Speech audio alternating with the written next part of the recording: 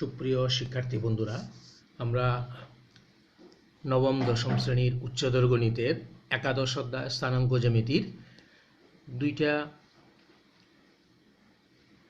আমরা ক্লাস করেছি। আজ আমরা তৃতীয় ক্লাসে উপস্থিত হয়েছি বিভিন্ন গাণিতিক সমস্যার সমাধান নিয়ে। তাহলে প্রথম আমি একটা সৃজনশীল প্রশ্ন নিয়ে তোমাদের সামনে হাজির হয়েছি। আমরা গত ক্লাসে যে সূত্র বা বিভিন্ন তত্ত্ব জেনেছিলাম, সেই তত্ত্বগুলা যদি মনে থাকে তাহলে আমরা এই প্রশ্নের উত্তর সহজে দিতে পারবো। তাহলে প্রশ্নটা একটু দেখে নিই আমরা।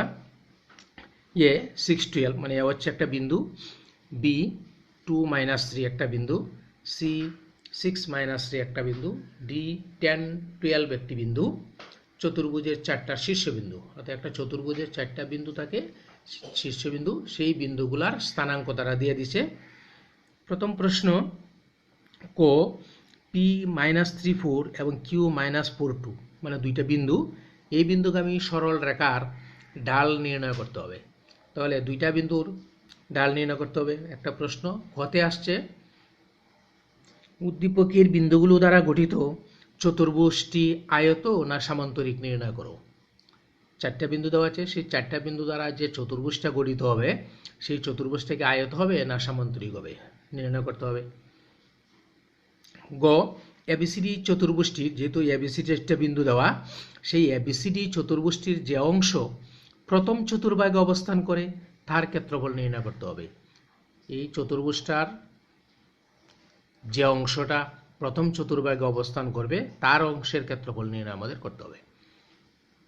তাহলে আমরা আসি প্রথম প্রশ্ন, ক পি সমান -3, 4 এবং কিউ সমান -4, 2 এই বিন্দুগামী সরল রেখার ঢাল নির্ণয় করতে হবে।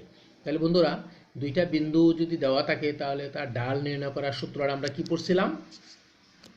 y2 y1 divided by x2 x1, y2 y1 divided by x2 x1, এটা হচ্ছে ঢাল m এর মান। তাহলে x1 y1 হচ্ছে একটা বিন্দু, x2 y2 হচ্ছে অপর আর একটা বিন্দু। তাহলে y2 y1 অর্থাৎ কুটির পরিবর্তন বা y স্থানাঙ্কের পরিবর্তন ডিভাইডেড বাই x2 x1 মানে ভুজদ্বয়ের স্থানাঙ্কের পরিবর্তন, মানে x স্থানাঙ্কের পরিবর্তন।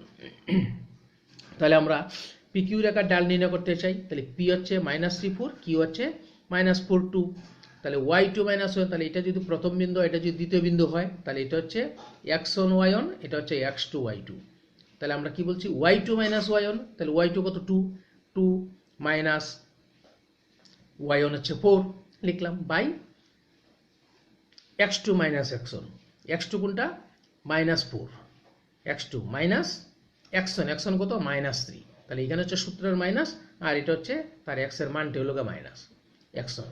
তাহলে y2 y1 by x2 x1, এটা হচ্ছে x1, এটা হচ্ছে y1, এটা x2, এটা হচ্ছে y2। বিয়োগ দিলে 2 4 হচ্ছে -2, এবং এখানে -4 +3, তাহলে কত থাকে? -1, মাইনাস ক্যান্সেল হয়ে গেল, কত থাকে? 2। তাহলে পি এবং কিউ যে দুইটা বিন্দু দেওয়া আছে, সেই বিন্দু দুইটার সরল রেখার ঢাল হবে 2 গেল। এবার আসি খতে। খতে কি বলছে? উদ্দীপকের বিন্দুগুলো দ্বারা গঠিত চতুর্ভুজটি আয়ত না সামান্তরিক। বন্ধুরা, গতদিন আমরা আয়ত এবং সামান্তরিকের ক্ষেত্রে যে পরেটা পড়ছি, যে কি নির্ণয় করতে হবে? যে আয়ত হইতে গেলেও বিপরীত বাহুগুলা সমান হবে আর কর্ণ দুইটা সমান, আর সামান্তরিক হইতে গেলে বিপরীত বাহুগুলা সমান এবং কর্ণ দুইটা হবে অসমান গেল। আর একটা কন্ডিশন আছে, যে বিপরীত বাহুগুলা সমান এবং একটা কর্ণ যদি দেখা যায় বাহুগুলার বর্গের, মানে দুইটা বাহুর বর্গের সমষ্টির বর্গমূলের সমান, তাহলে আমরা তো এটাকে বলবো আয়ত।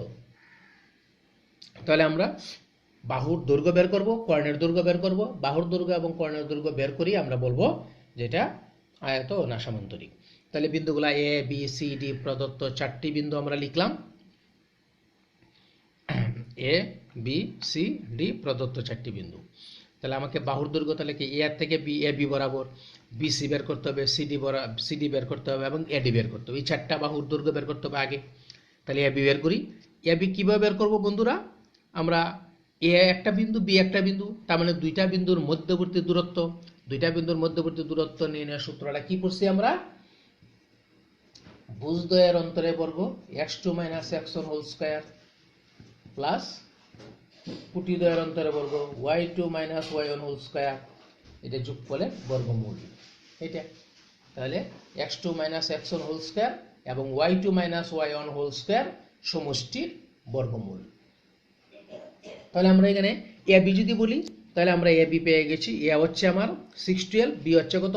2 - 3। তাহলে আমাদের এই দুইটা বিন্দুর মধ্যবর্তী দূরত্ব কি বলবো? ভুজদ্বয়ের অন্তরে বর্গ। তাহলে x2 - x1, x2 কত আমার? এটা হলো x2, 2 - 6 এটা হলো x1 হোল স্কয়ার প্লাস কুটিদ্বয়ের অন্তর্বর্গ, কুটি কত? y2 - y1, তাই y2 হচ্ছে -3, এরপরে y1 হচ্ছে 12, তাহলে -3 - 12 হোল স্কয়ার এর বর্গমূল। যেহেতু এটা এবি বাহুর দৈর্ঘ্য নির্দেশ করতেছে, তাহলে একক থাকবে, সেন্টিমিটার, মিটার এগুলো আমরা জানি না, এই জন্য শুধু একক লিখে রাখলাম। 2 - 6 কত হয় বন্ধুরা? -4 হোল স্কয়ার। তাহলে কত হবে? -4 এর উপর হোল স্কয়ার হলে -1 প্লাস 4 4 16। -3 - 12 কত হয়? -15, -15 এর উপরে স্কয়ার, মাইনাসটা প্লাস হবে, আর 15 স্কয়ার হচ্ছে 225। 225 আর 16 যদি যোগ করে 241 একক, আমরা √241। একইভাবে বিসি বের করব, তো বি এবং সি, তাহলে এখন হচ্ছে এটা হবে x1 y1 আর এটা হবে x2 y2। তাহলে y2 - y1 আর x2 - x1 আমাদের বের করতে হবে। প্রথমে x2 - x1, x2 কত আমাদের? বিসি যদি হয় 6 হচ্ছে আমার x2, x1 হচ্ছে কত আমার 2, তাহলে 6 - 2 হোল স্কয়ার, 6 - 2 হোল স্কয়ার, পরে প্লাস কুটি অন্তরে বর্গ মানে y2 - y1, y2 হচ্ছে -3, লিখলাম -3 এখানে, এরপরে মাইনাস হলো সূত্রের, আবার -3, তো মাইনাসে কি +3 একবারে লিখে ফেলছি, দিয়ে হোল স্কয়ার।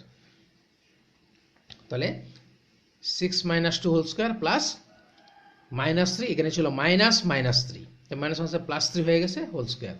তো 6 থেকে 2 গেলে 4, 4 এর উপরে স্কয়ার কত? 4 4 16, +3 - 3 কত? 0, 0 এর উপরে স্কয়ার মানে কি 0, তো 16 সাথে 0 যোগ করলে কত হবে? 16, তাকে রুট করলে কত হবে? 4 একক। একইভাবে সিডি এবং এডি তুমি বের করো, একই প্রক্রিয়ায়। এবি বিসি যেভাবে বের হয়েছে, সিডি এবং এডিও একই প্রক্রিয়া বের হবে। সি বিন্দু এবং ডি বিন্দুরে ব্যবহার করতে হবে। এডি হইলে কি হবে? এ বিন্দুকে এবং ডি বিন্দুকে ব্যবহার করতে হবে। ওকে, এখন আমরা দেখি এবির মান √241, বিসির মান 4, সিডির মান হচ্ছে √241 এবং এডির মান হচ্ছে 4। তাহলে আমরা কি কি পাইছি? এইটাও 241, এটাও 241 √, তাহলে আমাদের এবি এবং সিডির মান একই। ঠিক আছে, এবির মান হচ্ছে √241, সিডির মানও √241, তাহলে এই দুইটা সমান। বিসির মান হচ্ছে 4, এডির মান হচ্ছে 4। তাহলে আমরা কি পেলাম? এবি সমান সিডি পেলাম এবং বিসি সমান এডি পেলাম। তাহলে আমরা বলতে পারি চতুর্ভুজটা কি আয়ত হইতে পারে, সমান্তরিক হইতে পারে। তাহলে আমাদের এই চতুর্ভুজটা যদি এখানে একটু রাফ একটু এঁকে রাখি, তাহলে দেখো এই, ঠিক আছে, এটা দিলাম এ, বি, সিডি, এই হলো চতুর্ভুজ। তাহলে তুমি এই ধরনের সমস্যার ক্ষেত্রে তুমি রাফ একটা চিত্র এঁকে রাখতে পারো, কাটা দেওয়া দরকার না, এটা তোমার সমস্যার পাশেই, উত্তরের পাশেই থাকবে। এ বি সি ডি এঁকে রাখলাম। তাহলে আমাদের এ বিন্দু, বি বিন্দু, সি বিন্দু, ডি বিন্দু। তাহলে এ বি দৈর্ঘ্য বের করলা, বিসি দৈর্ঘ্য বের করলা, সিডি দৈর্ঘ্য বের করলা, এডি দৈর্ঘ্য বের করলা। এখন এই বাহু আর এই বাহু সমান পাইছো, আর এই বাহু আর এই বাহু সমান পাইছো। তাহলে বিপরীত দুইটা বাহু যদি সমান হয়, তাহলে সেটা আয়ত হইতে পারে, সামান্তরিক হইতে পারে। এখন আয়তন আর সামান্তরিক সেটা আগে কনফার্ম হইতে হবে। আমরা কি বলছিলাম? দুইটা রাস্তা আছে, একটা হচ্ছে তুমি কর্ণ দুইটা বের করে করতে পারো, আর একটা হচ্ছে একটা কর্ণ বের করে সেই কর্ণটার যদি দেখা যায় বাহুগুলার দুইটা বাহুর বর্গের সমষ্টির বর্গমূলের সমান হয় তাহলে বলবো এটা আয়ত, আর না হলে সমান্তরিক। আমরা কর্ণের দুইটা দৈর্ঘ্য বের করে ফেলি। এ সি একটা কর্ণ হবে, এই হচ্ছে আমার এ এবং সি, এসি একটা কর্ণ, বিডি একটা কর্ণ। তাহলে এসি কর্ণ যদি বের করতে চাই তাহলে এ বিন্দু এবং সি বিন্দু ব্যবহার করতে হবে। তাহলে এ বিন্দু কত আমার 612 আর সি বিন্দু কত 6 - 3। তাহলে একই সিস্টেম, ভুজ দ্বয়ের অন্তরে বর্গ প্লাস কুটি দ্বয়ের অন্তরে বর্গ। তাহলে 6 - 6 হোল স্কোয়ার একটা হবে, 6 - 6 হোল স্কোয়ার প্লাস এরপরে কত কুটি মানে -3 এবং -12। এসি যেহেতু তাহলে 6 থেকে বাদ -3 -12 হোল স্কোয়ার। তাহলে এটা 0 হবে আর এটা 15 স্কোয়ার করলে 225, রুট ওভার 225 মানে হলো 15 একক।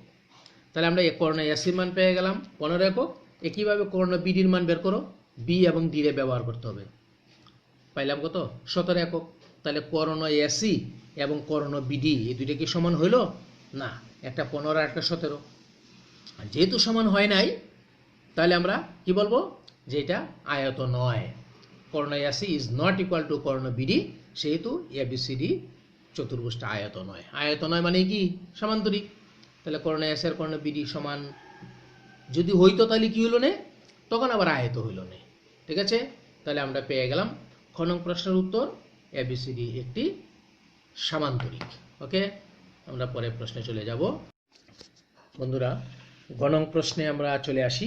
ঘ নং প্রশ্নে কি বলেছে, এবিসিডি চতুর্ভুজটির যে অংশ প্রথম চতুর্ভাগে অবস্থান করে তার ক্ষেত্রফল নির্ণয় করতে হবে।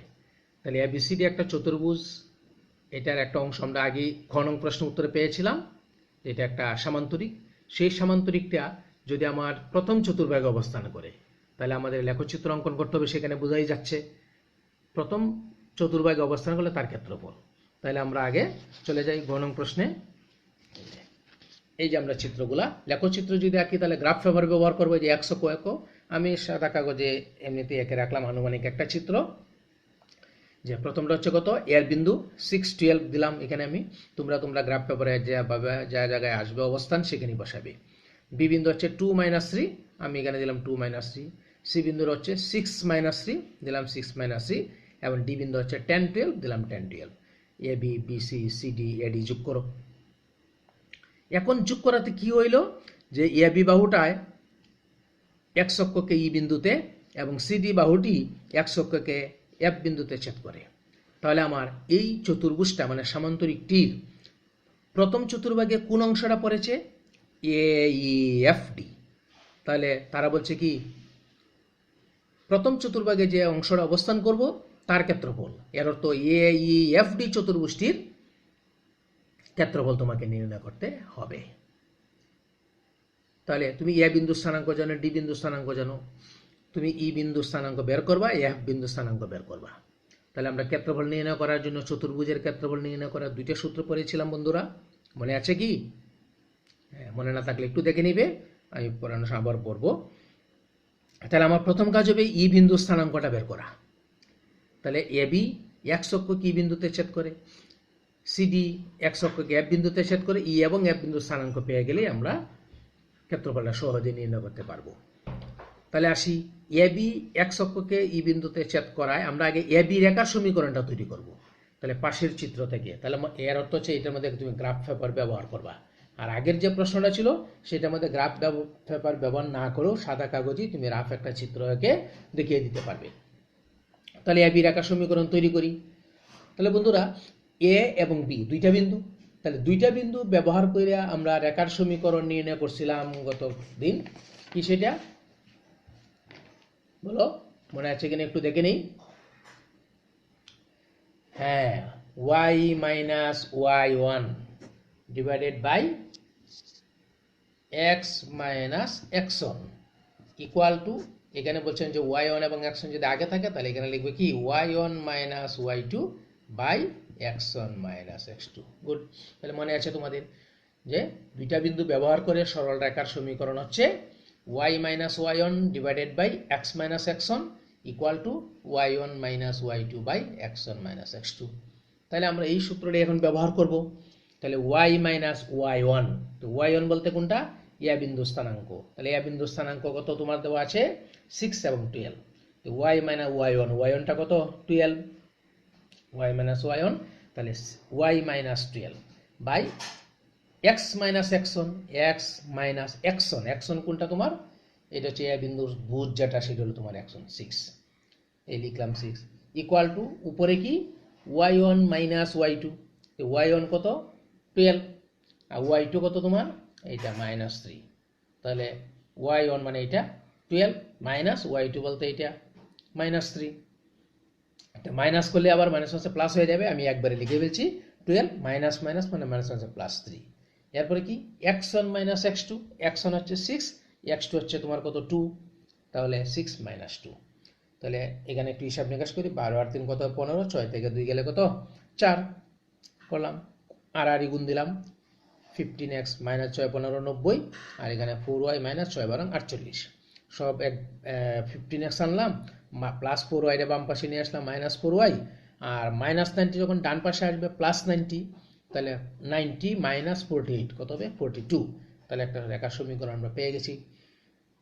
যেহেতু রেখার সমীকরণ পেয়ে গেছি, এই রেখাটাই কি বলছিলাম আমরা এক্স অক্ষরে কি করে ই বিন্দুতে ছেদ করে, তাই না, তাহলে এই রেখাটি যেহেতু এক্স অক্ষকে ই বিন্দুতে ছেদ করে, তাহলে সেখানে ওয়াই এর স্থানাঙ্ক কত 0, আমরা বলছিলাম যে কোনো সরল রেখা যদি এক্স অক্ষরে ছেদ করে তাহলে সেই অক্ষে ওয়াই এর মান হবে 0, মনে আছে, হ্যাঁ, একটা সরল রেখা এক্স অক্ষকে যে বিন্দুতে ছেদ করে সেই বিন্দুতে ওয়াই এর মানটা হবে 0, তাহলে এখানে আমাদের ওয়াই এর মান 0, যেহেতু এবি রেখাটি এক্স অক্ষকে ই বিন্দুতে ছেদ করে সেহেতু ওয়াই এর মান হবে 0, তাহলে ওয়াই এর মান 0 আমরা এখানে বসিয়ে দিব এই সমীকরণে একে, তাহলে 15x minus 4 into 0 equal to 42, হ্যাঁ, তাহলে 15x হলো 0 তো বাদ এটা 42, এক্স এর মান কত হবে 42 বাই 15 গুণ আছে 15 ডিভাইডেড হয়ে গেল, 3 দিয়ে কাটলে 5, 3 দিয়ে কাটলে 14, তাহলে এক্স এর মান আমরা পেয়ে গেছি।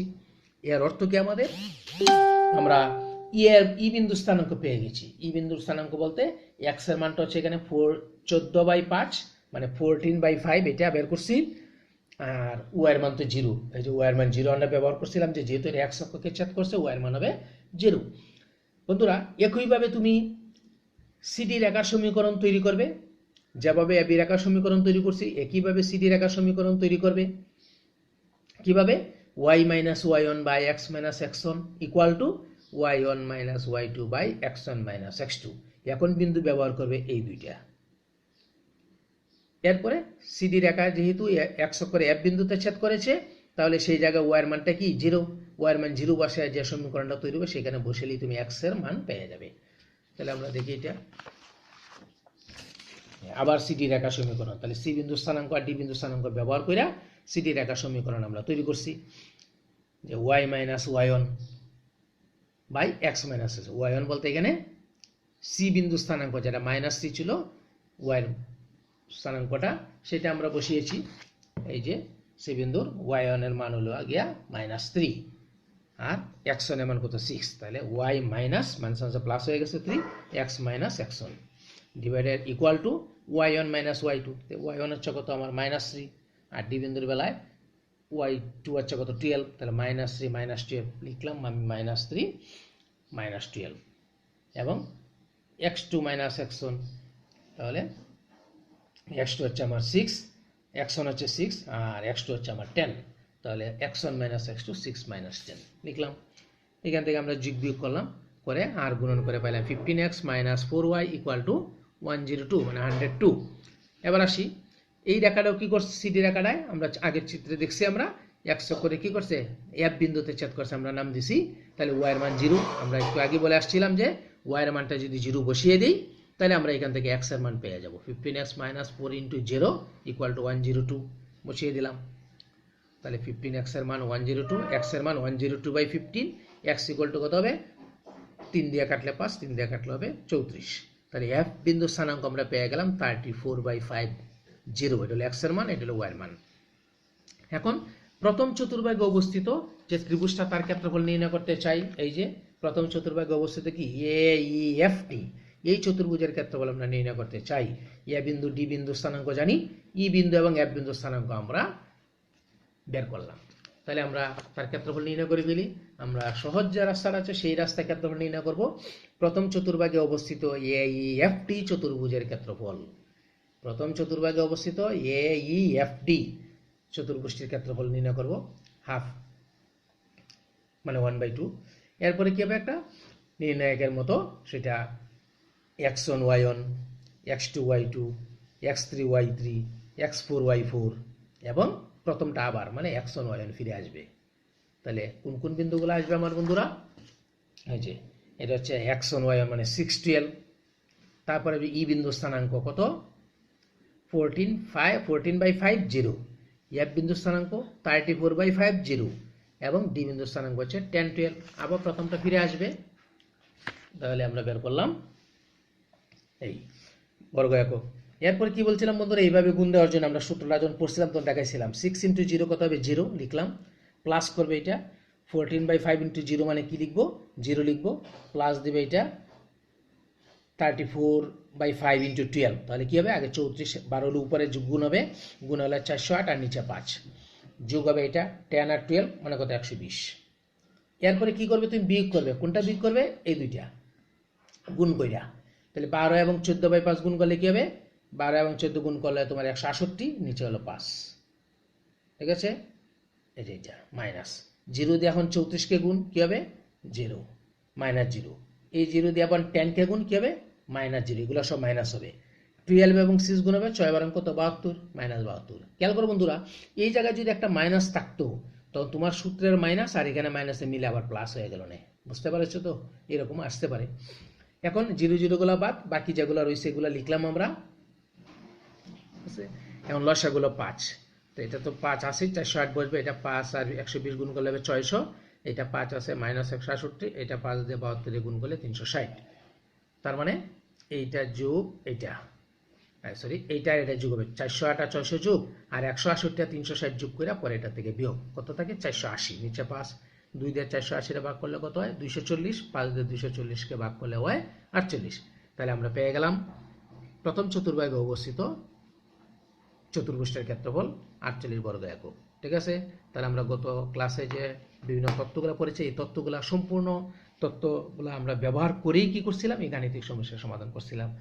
কি কি প্রশ্ন ছিল, ডাল নির্ণয় করা ছিল, এরপর আয়তন আর সামান্তরিক সেইটা ছিল, এবং চতুর্ভুজ প্রথম চতুর্ভাগে অবস্থান তার ক্ষেত্রফল নির্ণয় করব, চিত্র ব্যবহার করতে হবে কিনা আমরা বুঝিয়ে দিলাম যে এখানে যেমন ক্ষেত্রফল নির্ণয় করছি সেই বিন্দুগুলোকে ঘড়ির কাঁটার বিপরীত দিকে বিবেচনা করে নিতে হবে। আমরা ঘড়ির কাঁটার বিপরীত দিকে বিবেচনা করছি কিভাবে বন্ধুরা, এই যে আমরা ঘড়ির কাঁটা ঘুরে ডান পাশে আমরা বিন্দুগুলার নিচে বাম পাশ থেকে এ নিচে আগে, তারপরে ই নিছি, তারপরে এফ নিছি, তারপরে ডি নিছি, ঠিক আছে। তাহলে AEFD চতুর্ভুজ, তাহলে প্রথম চতুর্ভাগ অবশ্যই AEFD চতুর্ভুজটির ক্ষেত্রফল। ওকে, ধন্যবাদ, ভালো থাকো। আমরা পরবর্তীতে আরেকটা সৃজনশীল প্রশ্ন নিয়ে তোমাদের সামনে হাজির হব।